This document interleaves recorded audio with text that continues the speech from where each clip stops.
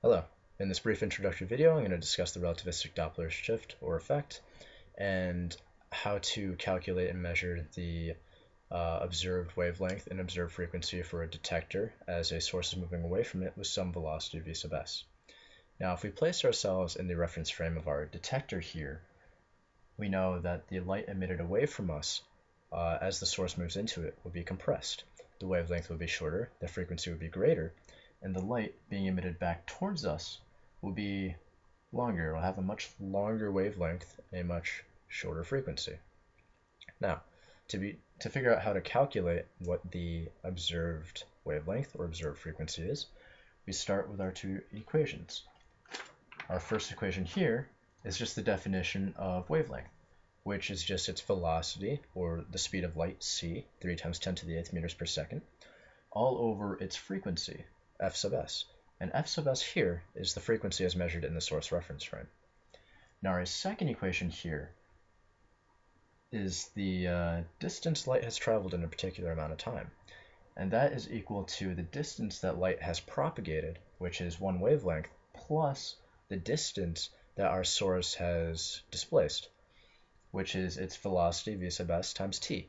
Now taking this part of the equation, we can move this to this side and isolate the variable t to find what the time is in the source reference frame.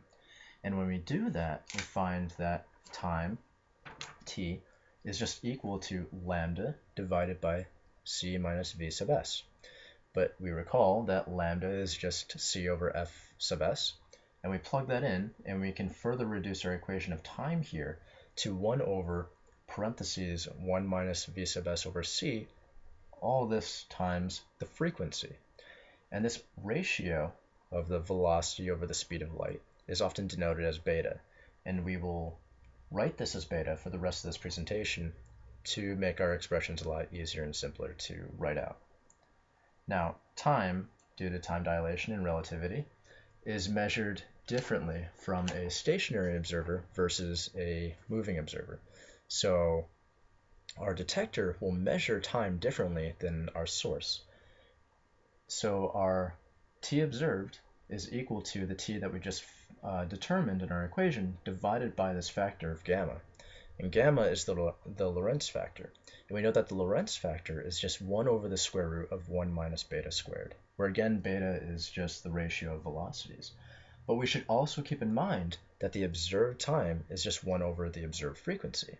So we can combine these equations together in the t that we found, and we find an expression for our observed time, which is the Lorentz factor of the square root of 1 minus beta squared, all over parentheses 1 minus beta times the frequency in the source reference frame, and this equals 1 over our observed frequency.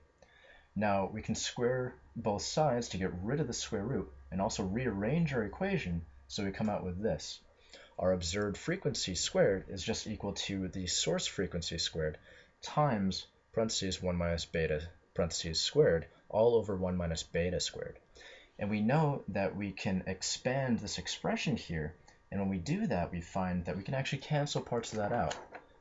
We have a 1 minus beta on the top and a 1 minus beta on the bottom, and when we get rid of that, we find our relativistic Doppler shift equation for frequency. So our observed frequency is just our source frequency times the square root of 1 minus beta all over 1 plus beta. Now, how we relate the observed frequency to observed wavelength? Well, if we recall back, our observed wavelength times our observed frequency is just the speed of light, which is constant in all reference frames. So we can set this equal to the source wavelength and frequency.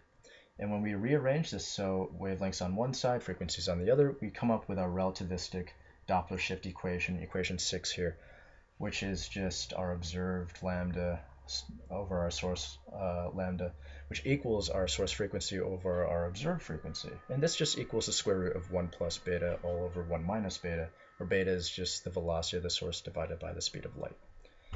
So hopefully you were able to do this derivation yourself. Hopefully you can find these if you have all the other variables in a problem. And I hope this video was found useful. Thank you for watching.